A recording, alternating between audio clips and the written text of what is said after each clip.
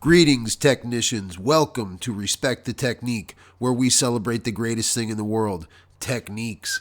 And today's technique, how to caramelize corn. Okay, so you're going to hold the corn upright. You should face it inwards, obviously away from the edge. You see we already lost some there, but I just wanted to be visible for the camera angle. I'm still playing around with this. I think next time I should probably put the camera in front, huh? But, no, as long as you can see how it's done, you just turn a little bit and cut, turn and cut. If you're making a stew or a soup that cob has flavor, you can throw that in to your stock pot or into your soup for more flavor. And there's a lot you can do with fresh cut corn like this. Corn is delicious just by itself, folks. I don't know if you ever just took a raw ear of corn or fresh corn and ate it. It's delicious. It's sweet like a fruit is.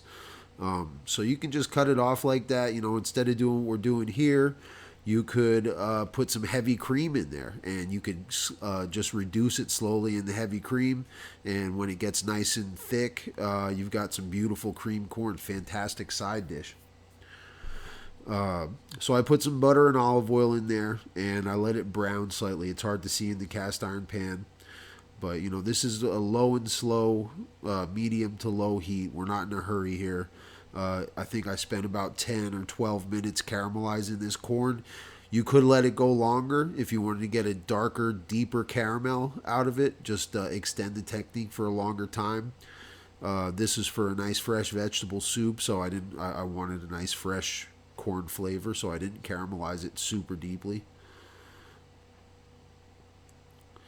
But, you want to let it have a long time in contact with the metal. I think a lot of beginners, when they learn to toss like this and to saute, they overdo it. You got to just let it sit there. Don't touch it too much. Control your temperature, because it's the long extended period of the time that the corn's in contact with the metal that it's going to start to convert those sugars. It's going to start to brown them as the heat affects the sugars in the vegetables. So notice after we already sauteed it and tossed it a couple times and got it hot, then I put the salt in. I think I said that before in another video. Salt draws moisture out of vegetables, and so does heat. So hit it with one at a time. You throw vegetables right in a hot pan and salt them right away. You run the risk of bringing water out of the vegetables and find yourself steaming vegetables instead of sauteing them. Just a little detail. Keep your technique tight, technicians. So I believe I left about a 3-minute period go between tossings. I probably tossed it 3 or 4 times. It's not very labor intensive. You kind of get it going while you're doing a couple other things in the kitchen. Just come back and check on it once in a while. You can see every time I toss it, there's more brown color coming on it.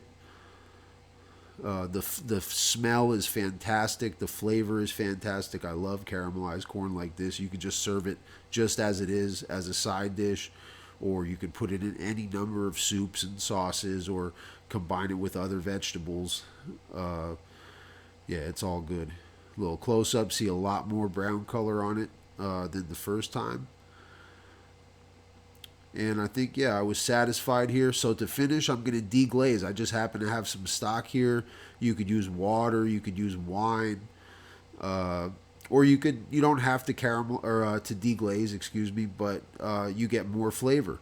There's what we call fond, which is this, this magical substance that's left in the bottom of the pan when you saute things. And we deglaze with wine or stock or whatever, to get that flavor from the fond.